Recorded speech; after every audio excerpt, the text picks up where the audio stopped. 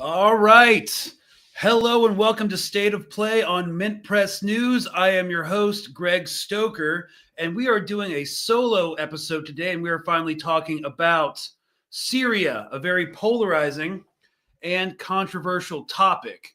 I'm currently looking at the screen right now, and I don't know what's happening with my fancy microphone being all fuzzy. There we go. And this is, of course, hugely emotional and devastating for so many people.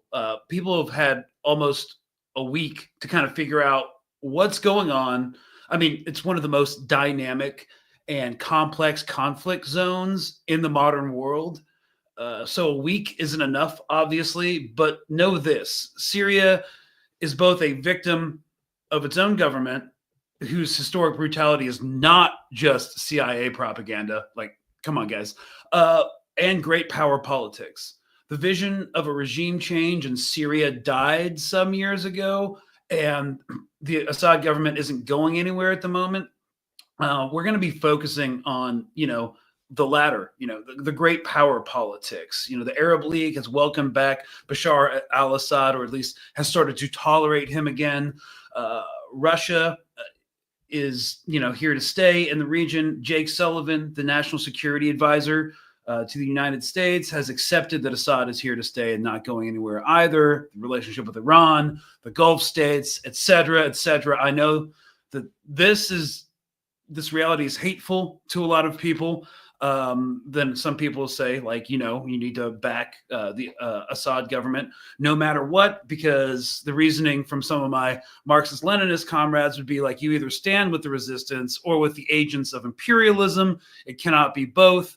You can have your critiques of Assad, however, supporting terrorism and Western-backed regime change that threatens the world's ability to break free from the chains of capitalist fascism is quite simply unacceptable. Choose your battles tactically, not with bourgeois liberal moralism. Oh, I do think it's, from my own perspective, it's a little bit more complicated than that. I also am 0% convinced that the Western imperialists want regime change in Syria.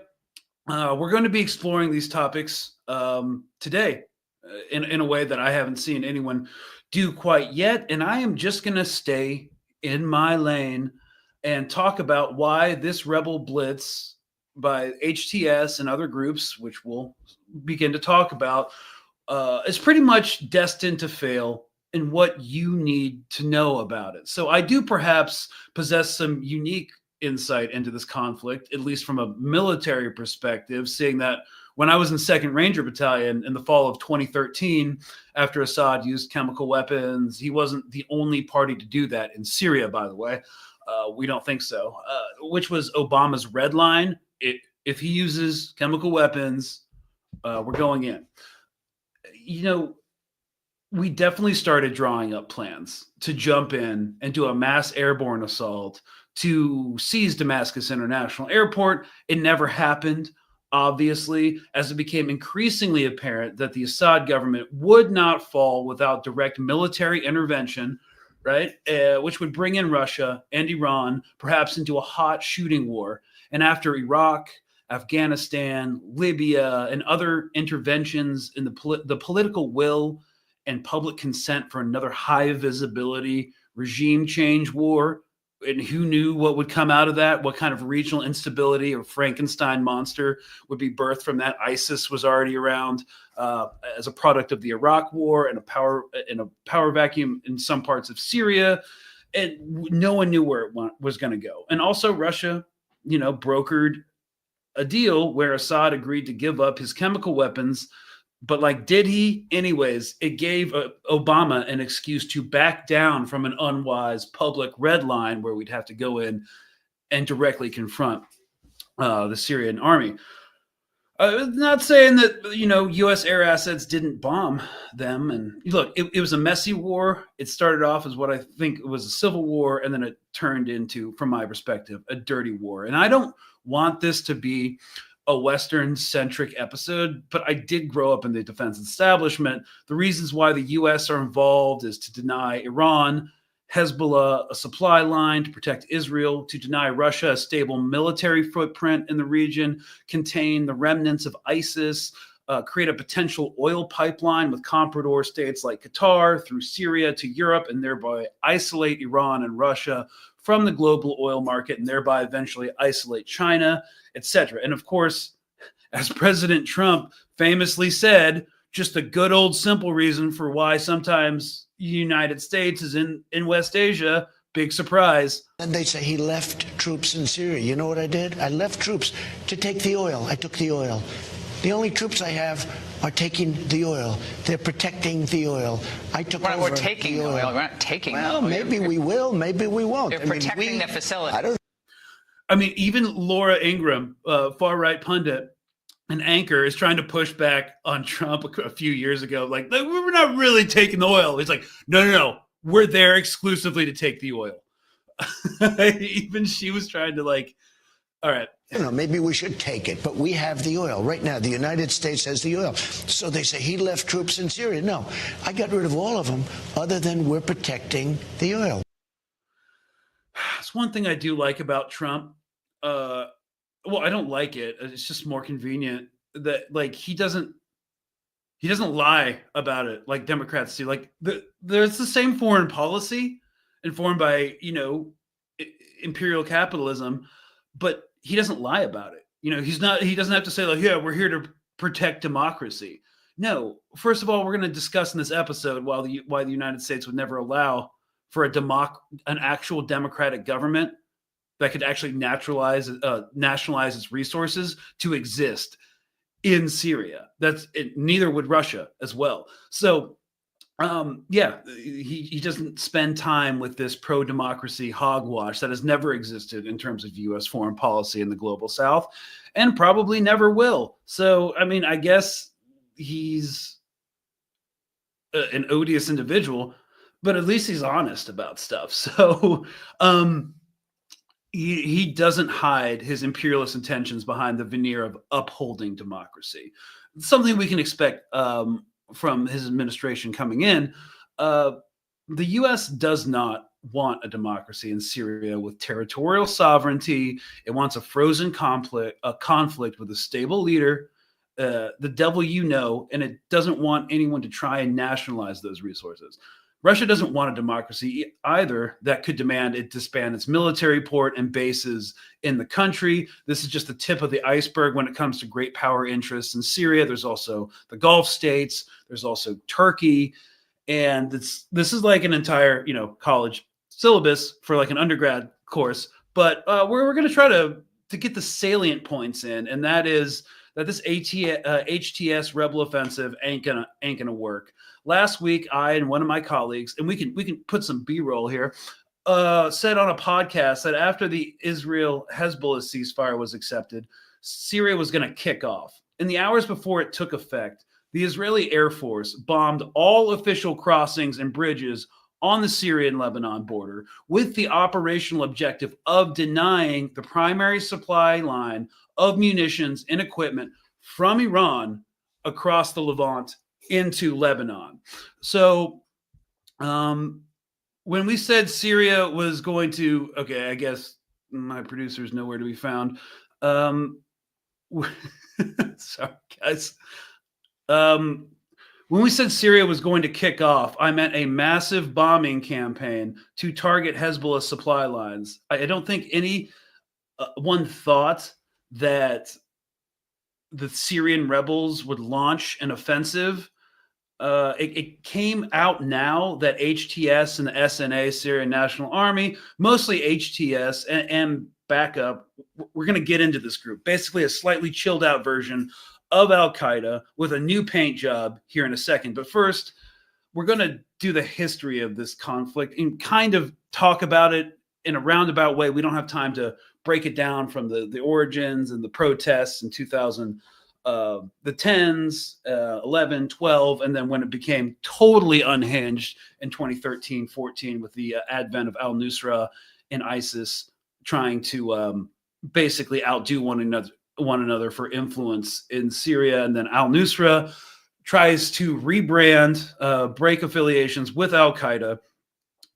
And these are, of course, are Salafi Sunni movements because they want political legitimacy. They have political aspirations. So they wanted to try to, get themselves taken off the Western terrorist watch list, which they haven't. They're still classified by the United States and the UN as a terrorist organization. But anyways, they tried to do a rebrand like the Taliban, and that's where we're at right now. They still have a lot of radical members. And yeah, so look, we will see in the end that this rebel blitz isn't going to work because, in short, the rebels can't defeat the Assad government militarily, especially with no air superiority. So they did this blitz in hopes that it would cause a mutiny or some sort of coup or political upheaval within the Assad government. It didn't, and the rebels aren't a monolith. Okay, there are factions, there's infighting. They don't really have a definable plan. At least HTS hasn't released one, at least not one that they're shared publicly. They have said publicly, they've stated, one of their operations room has stated, our fight is with the Assad government. It's not with the Russians, which signals to me that they might want to have the Russians, after they take enough territory and are able to hold it over the next few months, have the Russians kind of, and maybe the Turks come in and serve as mediators for a new security relationship within the region between HTS, Syrian National Army, perhaps, and the Assad government. But the Assad government doesn't seem to be going anywhere.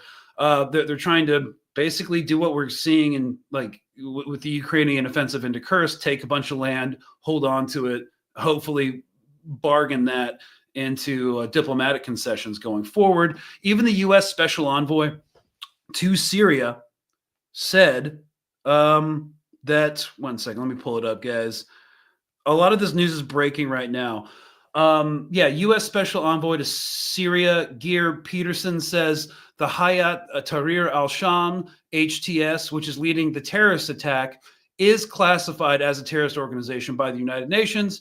He adds, there is no military solution to this conflict.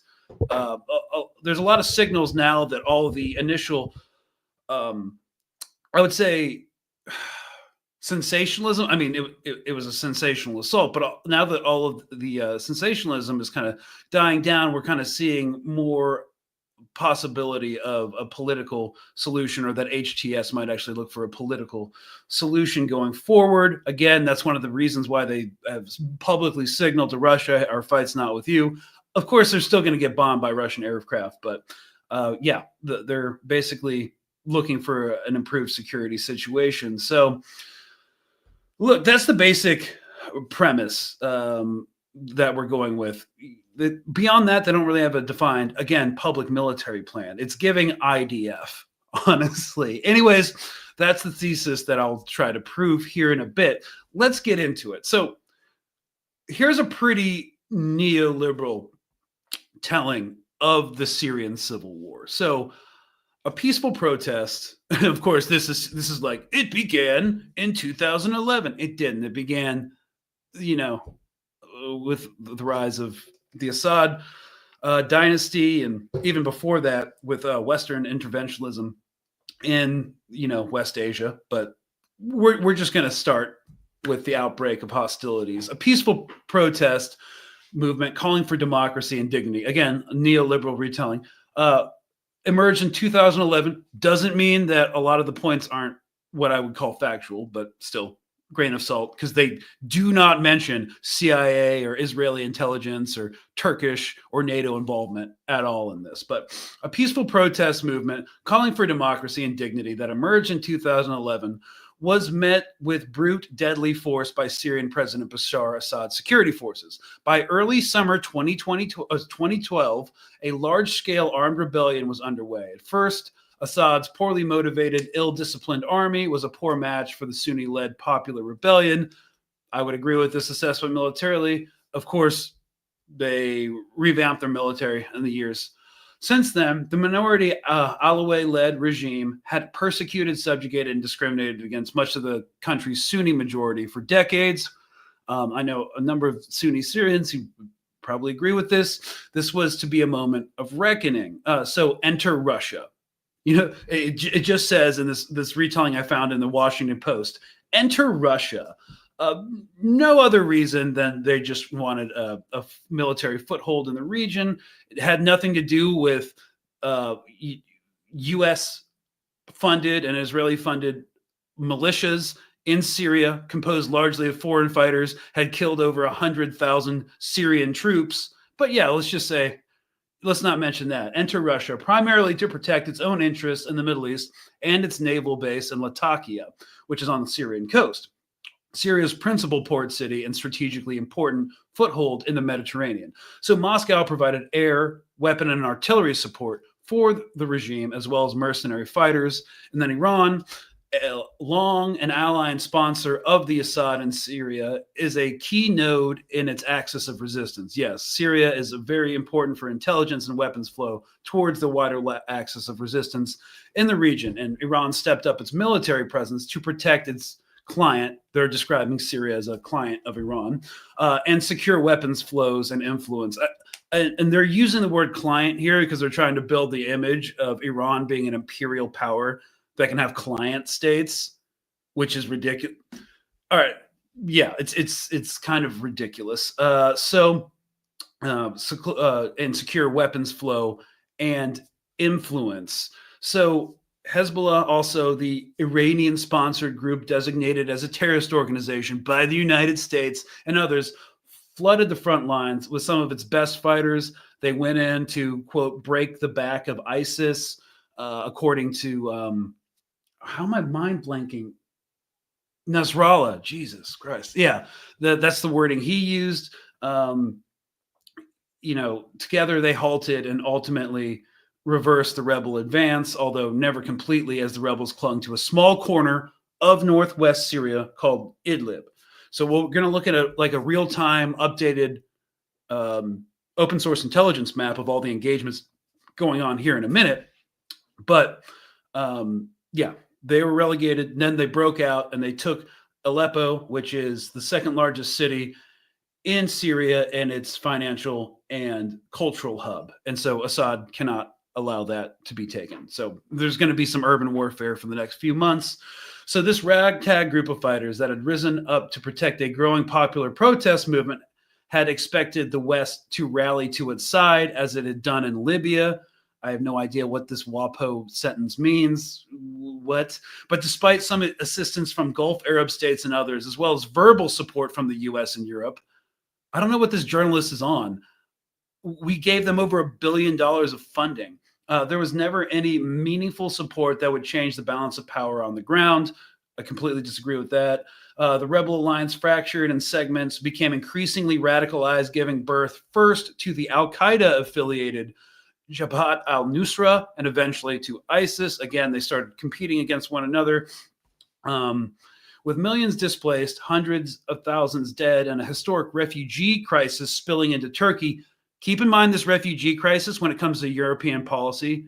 for what the West and Europe wants politically, because the political landscape of America and Europe has changed drastically since the 2010s. And what's the biggest policy concern right now? Immigration into Europe. So that's a consideration when it comes to controlling the dimensions of this Syrian conflict when it comes to Western leaders. The Syrian conflict became largely ignored and the front lines ostensibly froze for 9 long years. Yes, it's been a frozen conflict for 9 long years. I agree with that. With millions displaced, hundreds of thousands dead, and a historic refugee crisis. Oh my God, I said that. Until last week, on Wednesday, the Reformed Rebel Alliance under the flag of HTS suddenly started to sweep through northwestern Syrian countryside. Okay, to call it a rebel alliance, like to harken back to Star Wars, is kind of ridiculous. There's like 5 different large factions. You've got HTS, which is Al-Qaeda with a new paint job, a more politically acceptable paint job. You've got the Syrian National Army, which comes out of the Free Syria, which is the Turkish-backed group in northern Syria. Again, we're going to look at the map. And then you've got Rojava, which is the AANES, the autonomous area of like northeast Syria, which is the Kurds, the Kurdish militias that exist both on the Syrian side and the Turkish side of the border. Turkey doesn't like them, but they are the biggest U.S. allies amongst the rebel factions. They are the poster child for U.S. aid, military aid into Syria. They'll fight HTS. They'll fight the Syrian National Army. None of these, like to describe all these things as like a rebel alliance that is cohesive, is insane. I don't know what this guy's on. However, according, but it's, still condemned. This HTS is still condemned by the U.S., Turkey, and other countries as a terrorist organization. And the media, when hostilities first broke out right after the ceasefire, as a lot of people thought they might, just didn't expect it to be a massive invasion. We thought the media started to describe, the Western media started to describe them as like the Syrian rebels going against the horrible Assad regime, which, I'm not, again, a fan of that or that guy, but to leave out that these are actual former Al-Qaeda affiliates, many of whom are still radical. I mean, there are different factions within HTS, of course, but that's a key piece of information, because you keep saying that Hamas and Hezbollah are considered terrorist organizations according to the U.S. But, for the first few days, they didn't really mention it. But now you have U.S. special envoys saying, no, they're a terrorist organization. You have U.S. politicians saying, like, no, they're a terrorist organization. So now the media is finally being like, okay, we need to toe the political line. So they're actually getting somewhat better about that. All right. So I know this is a ton of information. It's complicated. You have literally allies like Turkey and the United States backing different factions that don't like each other. It's kind of crazy. Then you also have U.S. forces in the South protecting the oil, just protecting the oil. So let's get into some news real quick to just mix things up. This was reported. This was CNN from a couple hours ago. Turning now to a reignited war in Syria. CNN is learning Syrian and Russian jets are stepping up joint strikes on opposition forces in the northern part of the country.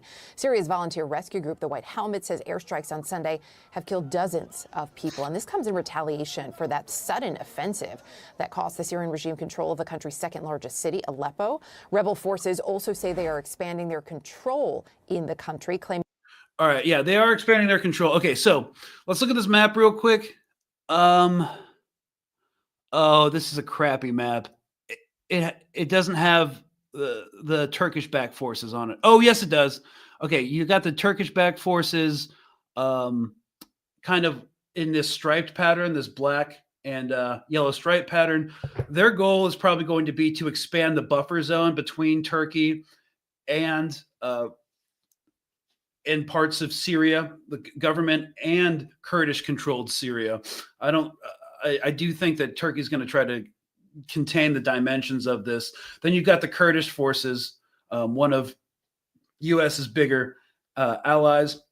And then if you see the blue at Tanf on the Jordanian border, that is U.S. and partner forces, anti-government forces, problematic. And then you have these outlets of blue.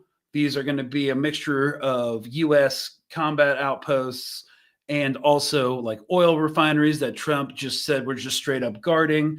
Then you have these small pockets of Islamic State fighters that still exist. This is an okay map. Then you have Syrian rebels. This is the HTS and affiliated groups in yellow, and they exploded out of Idlib right after the ceasefire.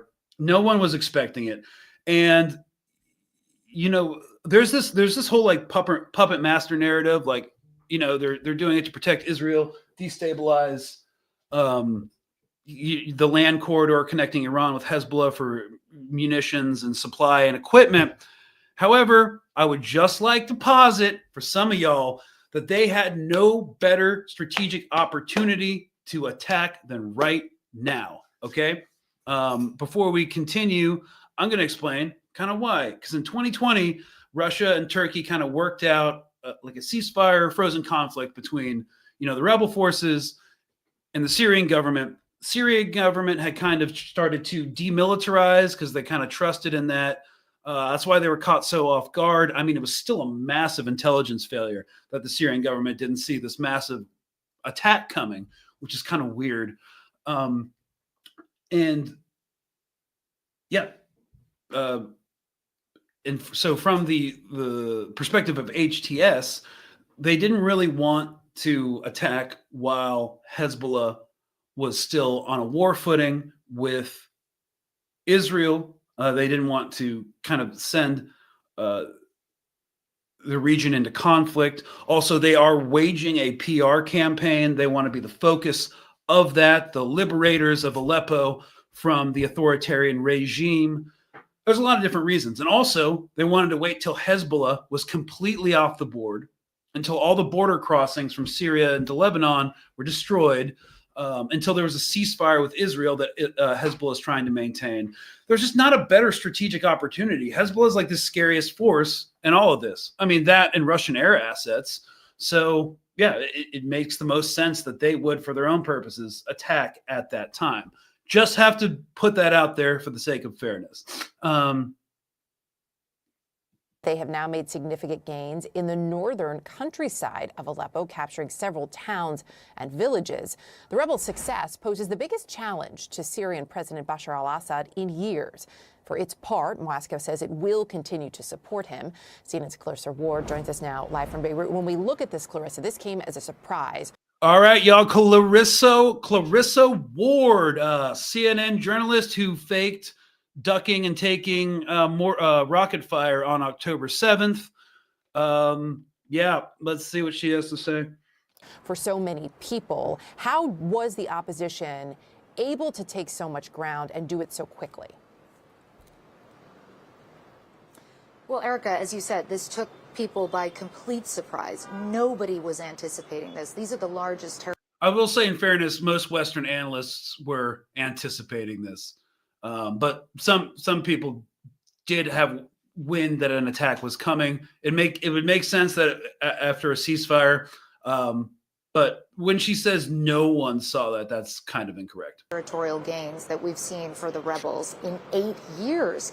It had been largely quiet in Syria. There had been a sort of de facto no war, no peace. And that's because, in a sense, Bashar al-Assad was able to quash the opposition. He did that not through the strength of his own military or military rule, but through various very powerful backers, the Russians, the Iranians, Hezbollah.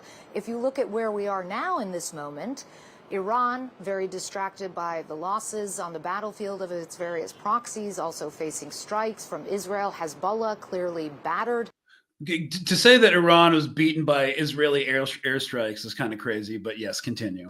By Israel and Russia, very much distracted and preoccupied with the war in Ukraine, you can get a feel or a sense for why the rebels felt that now was perhaps the moment to try to strike while there is this vacuum of sorts, and while it is so unclear who would be able to step in and fill the void and give Bashar al-Assad the support that he would need to once again quash this rebellion. Though at this stage, as you said, the momentum does seem to be on the rebels' side. They have full control of Idlib province now. They have full control of...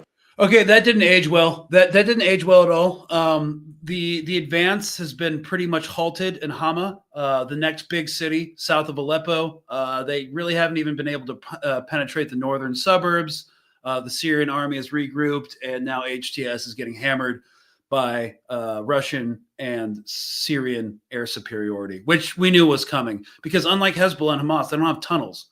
And it's not like southern Lebanon where this is good ground for guerrilla warfare. It's literally a lot of open terrain where you're going to get smashed by aerial bombs. The central city of Aleppo, or the central part. And yes, I see someone in the comments saying the Iran and Russia too weak to help narrative is ridiculous. Yeah, it's pretty ridiculous. Parts of Aleppo making gains in Aleppo countryside, also at the doorstep of the central city of Hama. So it remains to be seen how exactly Assad's backers are going to save him once again, though, as you mentioned, we have seen those Russian airstrikes stepping up in the last couple of days, Eric. My favorite part about CNN analysis is that they explain the situation, like some of the facts on the ground, and they just say, it remains to be seen. So you can never be like, you can never challenge them on anything. You mentioned whether they'll be able to save him again. It has been key, right, to Bashar al-Assad's ability to stay in power, to have that support. How much of a threat does this pose to his power at this point? I think it's a significant threat, although it's very difficult to see what happens next and what indeed the goals are of the rebels and their various backers. As I mentioned before, we are seeing... Again, their goals would probably take as much territory and hope for political upheaval inside Damascus, maybe a coup or a military mutiny that we saw during the first Syrian civil war, where you had a lot of Syrian army Sunni individuals defecting in droves to the Free Syrian Army. That didn't happen. If it was going to happen, it probably already would have happened. And yeah, it seems like a pretty secure government to me. An uptick now in those Russian strikes. And when we look back to 2015, which is when Russia entered the Syrian arena, and when they really doubled down with an incredibly cruel but very effective mass bombardment of civilian areas across rebel-held territory, it is clear that the Russians can make that decisive difference once again. The question that remains, though, is whether they have the appetite to do that in this moment, or whether they are trying to conserve their energy and their resources for the ongoing battle in Ukraine. Really, guys? I mean, they're hoping that Russia is completely distracted by the war in Ukraine, which, you know, they have a secure position in, and that this upheaval in Georgia is going to distract them. But I mean, all they have to do is provide air superiority. That's literally it. The Syrian army, the popular mobilization forces, the Shia Iraqi militias are already crossing the border. Again, the initial rebel HTS Blitz has been stopped. Like once they lose the initiative, once they lose momentum, they're just going to get hammered by air power.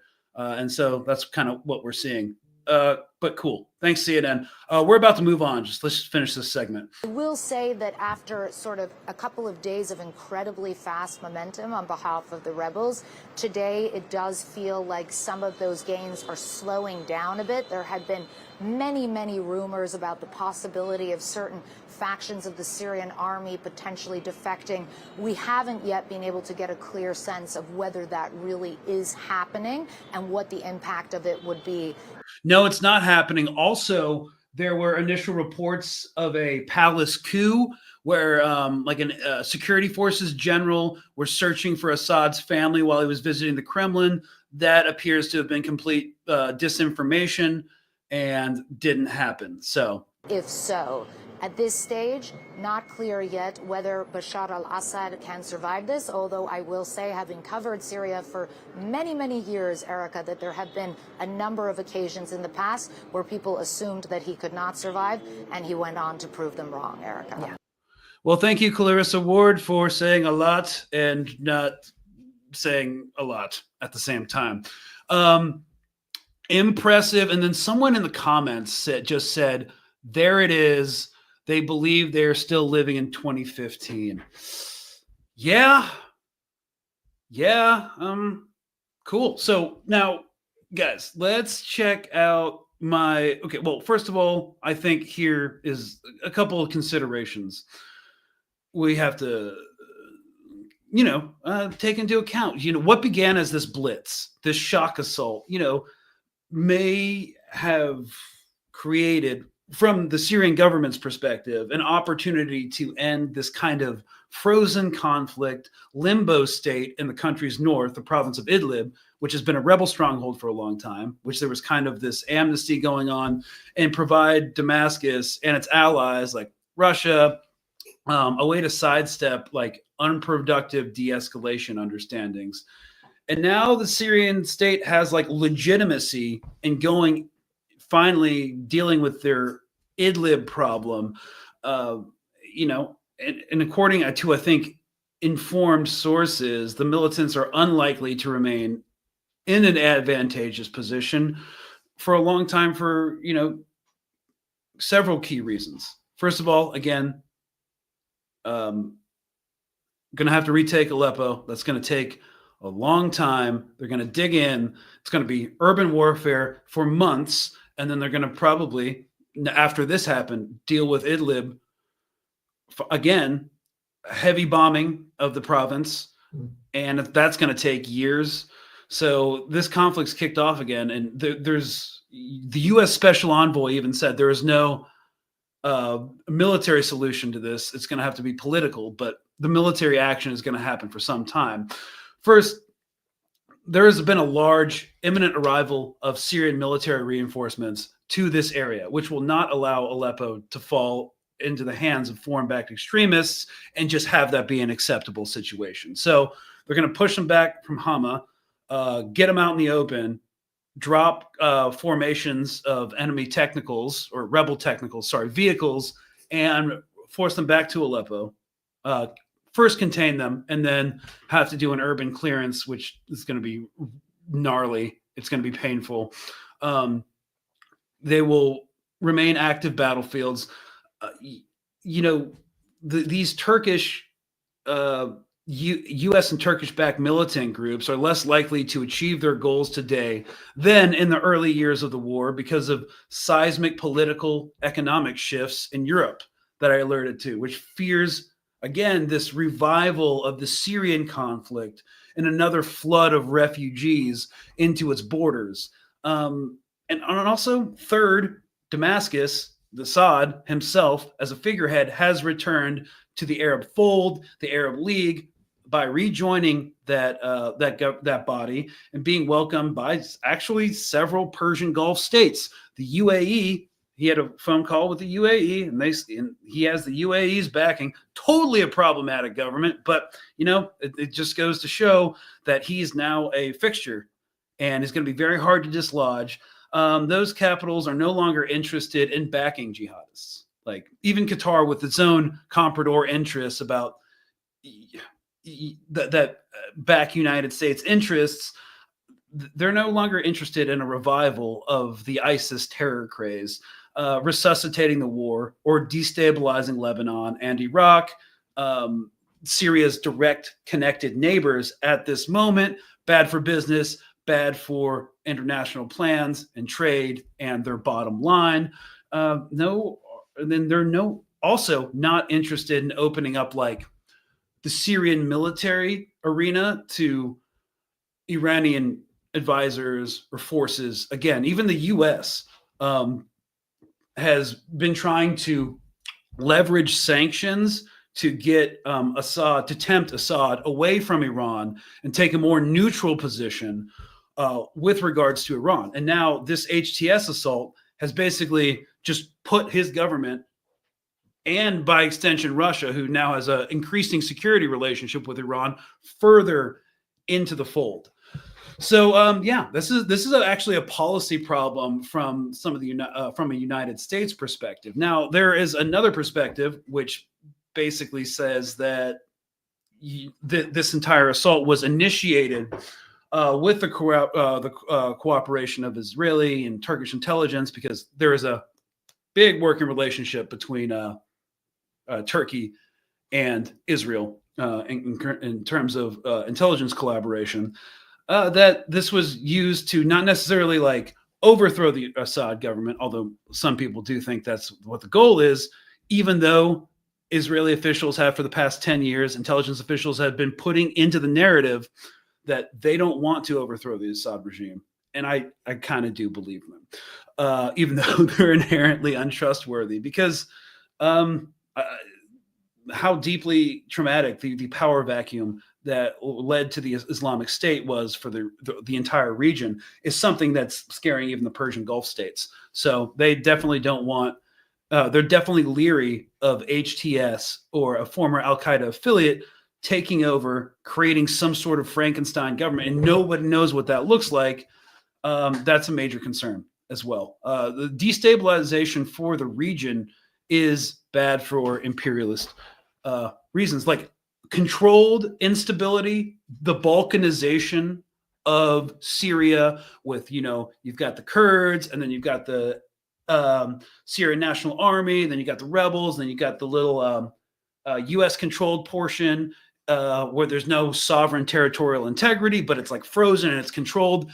That's kind of what U.S. policy thrives on. But massive uncontrolled conflicts where you don't know what's going to happen, I haven't seen that personally. So how will it affect the outcome now that Syria has rejoined the Arab League? Well, there's a normalization process. It just means Assad, as a president, he was kind of like a pariah, definitely a pariah during the outset of the Syrian civil war.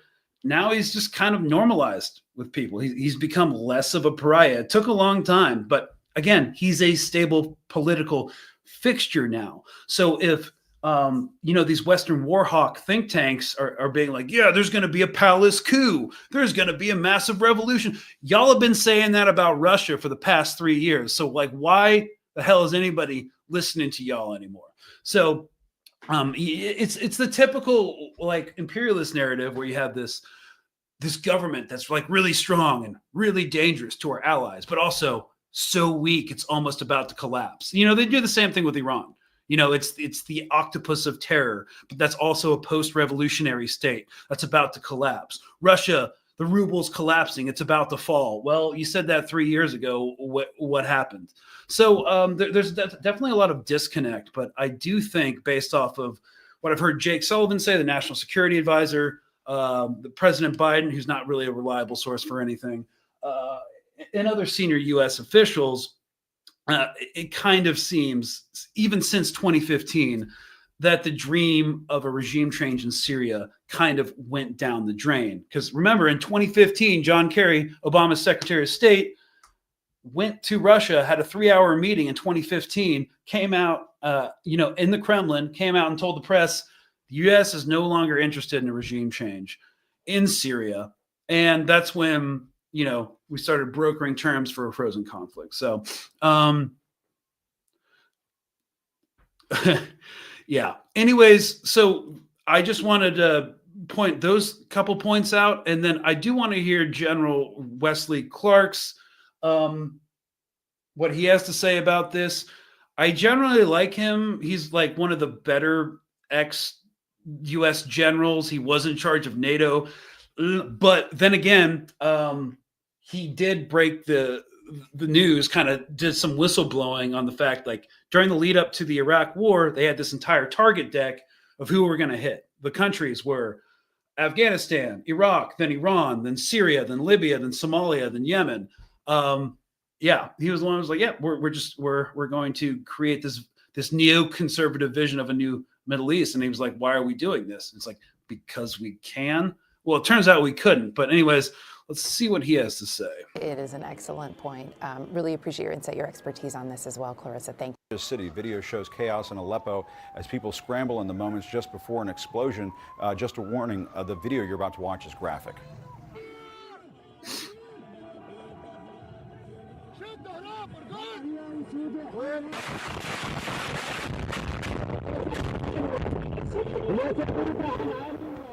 Unbelievable. New pictures also appear to show rebel fighters with tanks that were abandoned by Syrian forces. Retired General Wesley Clark joins us now. He's the former NATO Supreme Allied Commander. General Clark, what are your thoughts on what looks like just a tinderbox in Syria right now? What's next, do you think? So I think we're going to see a continued back and forth struggle between the Turkish-backed forces and the Syrian forces. I think Russia will weigh in increasingly. Russia can't afford to lose Bashar al-Assad as an ally. It can't afford to lose its footprint in the region, and Russia is going to commit additional resources there. Turkey wants to end this with a little more terrain in northwest Syria. Yeah. And greater credibility. So I think this is going to go on for a while. I mean, the Russians are already stretched pretty thin in Ukraine. What are your thoughts on whether Bashar al-Assad is in danger of losing some power here if this continues in this direction? Bashar can't afford to lose Aleppo. It's the economic, cultural center of Syria. So he's going to throw whatever he's got into this fight. He doesn't have Hezbollah as an ally. Iran. Yeah, Wesley Clark. Okay, I know he's like NATO to the core, but we do listen to opposition analysis. Iran is weakened. Russia is under pressure, but I think you're going to see a long, tough fight around Aleppo. So it's not clear that Bashar is going to give up on it. He's not going to fall back. He's not going to peacefully go into the night. This is going to be a really intense, painful struggle.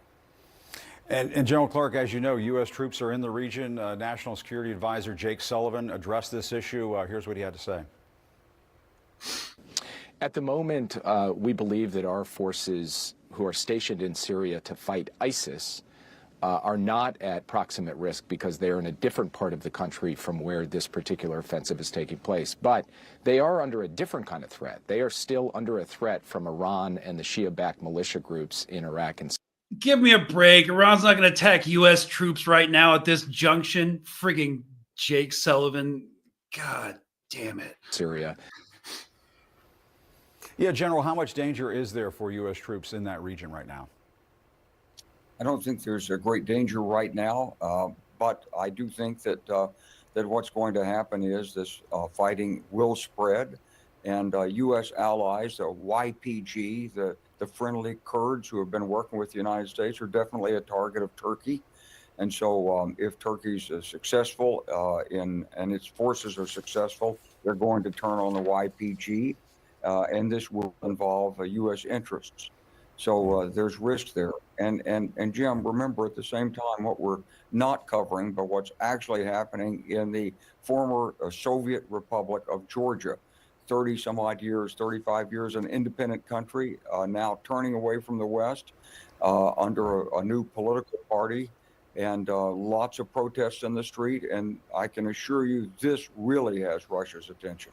Yeah, that's another unstable situation. You're absolutely right. We'll continue to follow that as well. General Clark, thanks for bringing. I mean, okay, cool. Yeah, I mean, U.S. troops aren't like at risk, but whatever. They're there to guard the oil anyways. So, okay. All these crypt keepers, all these crypt keeper pundits that, basically said, the global war on terror was winnable. Why do we listen to them? Just because establishment thinking is very important to take into your consideration. So, the friendly Kurds, you mean the ones helping U.S. steal Syrian oil? Again, guys, this is a really complicated conflict, but the bottom line is, if you are How do I word this? Because I want to give a unifying message. The Syrian government, the integrity of the Syrian government, without a regime change, which I'm not convinced the United States wants. I'm not convinced Turkey wants it. I'm not even convinced Israel wants it. Destabilization, a weakening of the axis of resistance with Israel, with Iran, absolutely. This will mess with Hezbollah's supply lines. This will keep them off the board. They will not re-enter this conflict at this moment because they will be targeted by Israeli airstrikes, which they weren't during the first iteration of the Syrian civil war. So the situation on the ground has completely changed for Hezbollah as well. And again, there are internalized fractions and contradictions within these rebel forces. They're backed by different countries. They fight each other. They have opposing interests. It's a mess, just like it was in 2011, 12, 13 to 15. However, the political situation in America and Europe has changed. Someone in the comments said they're still acting like it's 2015. It's not 2015 anymore. HTS is not going to, if the government was going to topple, most likely going to do so rapidly, which is what they hoped for during the opening days of the war in Ukraine. There was all those Economist articles about a palace coup happening at any moment.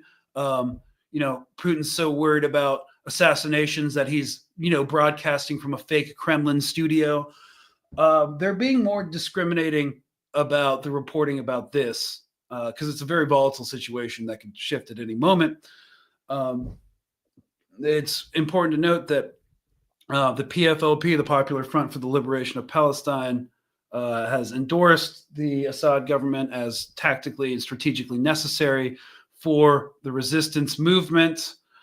Remember, Hamas and the PFLP did pull out of Syria and condemn Assad's crackdown on protesters in 2011 and 2012, but because of strategic considerations, even though they're not the biggest fans, even Sinwar, said that they have to get, they have to do this endorsement. So yeah, I guess some of my tanky friends are kind of right in that if you do support the resistance, it's got to be somewhat unequivocal.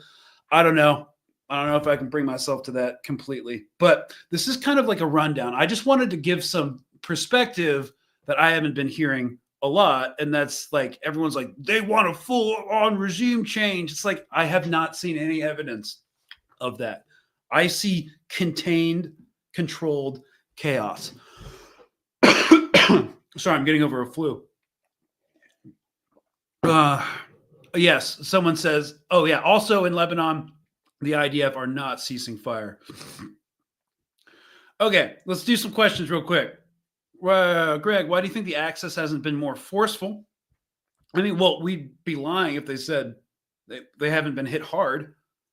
Some things are stressed to capacity. And again, Iran has said specifically this could be one reason. They don't need to. Israel's still in a dire position. The United States is losing credibility and soft power throughout the world. But Iran said explicitly, and some other movements too, they're going to wait for Operation True Promise 3 and for an escalation and a reprisal against Israel to see what Trump's policy is going to be. These are savvy political organizations that are able to exercise strategic patience. So they're waiting for a new administration to see if he can be worked with, if they need to respond with more force, if he will be insane and start carpet bombing everything. Nobody knows because he's a wild card. So a big part of the strategic patience and not escalating right now is to kind of see what Trump is going to do. Now, he has stocked his cabinet full of idiotic war hawks that are like Zionist and to the max. So who knows? But NATO out of Syria. Yeah, isn't the North Atlantic Treaty Organization supposed to be a defensive alliance?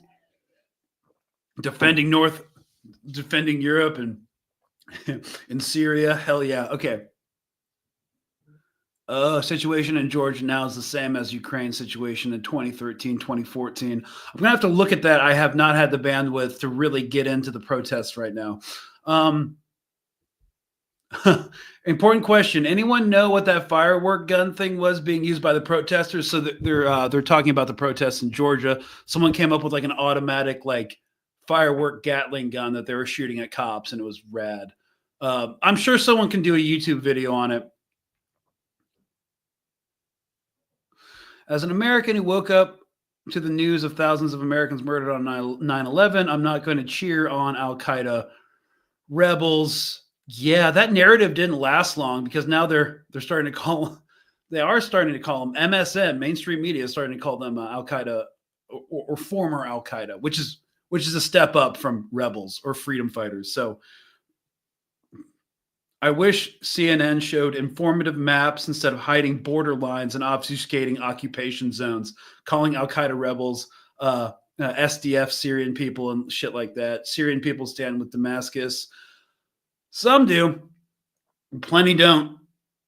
We have to recognize that people are not a monolith, just like some people here stand with Biden, and some people stand with Harris, and some people stand with Trump, and yeah, some people just are not about any of those people, like me and probably you.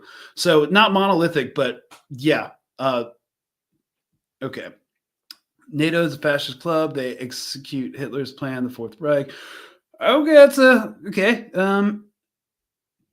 CIA and supported by the United Kingdom and some Arab intelligence services, especially Qatar and Saudi Arabia. Oh, and Saudi intelligence. Yep.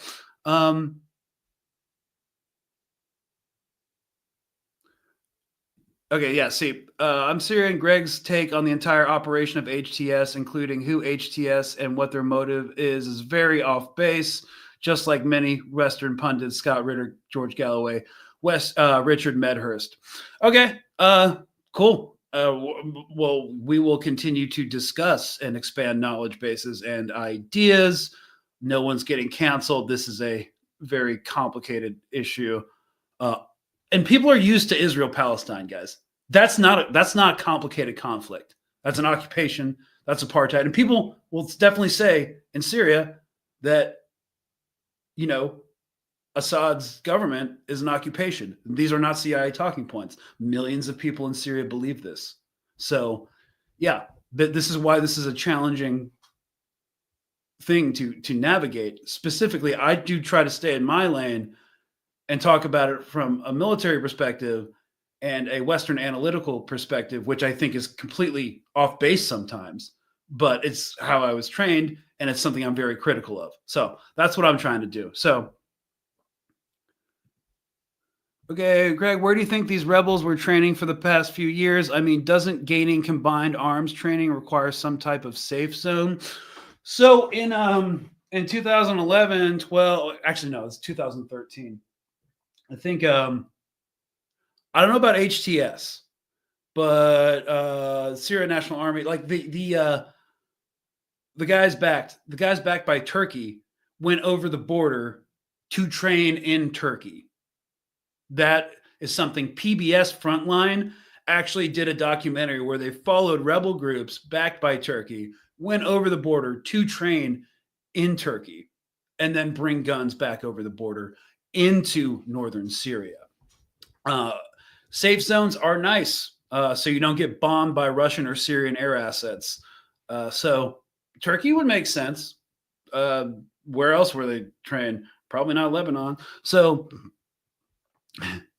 yeah.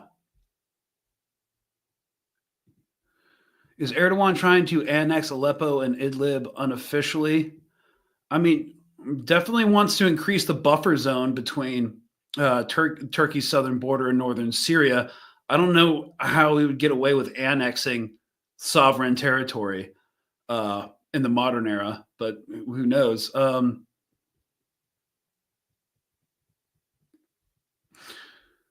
Okay, what percentage of the rebel forces do you think are disaffected Syrians who basically got a better job offer from the rebel leaders versus jihadists from abroad? Well, there's a lot of disaffected Sunni people in Syria. that are open to various groups that have a spectrum from being more radical to more moderate. There are also foreign fighters, but unfortunately, like, we don't have like a census for that. We know there are foreign fighters. We know there are Syrians. I would assume that the bulk of these forces would actually be native Syrians.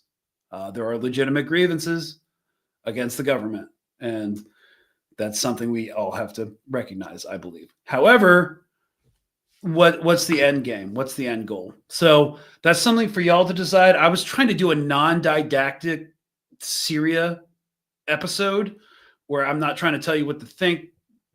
Maybe I succeeded, maybe I didn't. But I just wanted to highlight some dynamics. So if you want to unequivocally support the resistance, go ahead.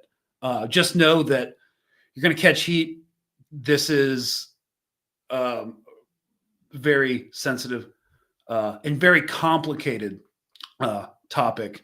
And I just hope the overall movement isn't fractured by it. So let's just keep that in mind, and let's keep an ongoing dialogue and continue to educate each other and listen. Yeah. So this was my personal take, and yeah, guys, I hope it was helpful. We're going to be doing more episodes on this. I think I'm going to try to get Syriana analysis on here for the Thursday episode. I messaged him. I think he may have gotten back to me now. I'll check about that. So hope to get into it then. This will be a developing story, ongoing situation, and expanding knowledge base for everybody going forward. Thanks so much, y'all. This has been State of Play on Mint Press News. See you Thursday.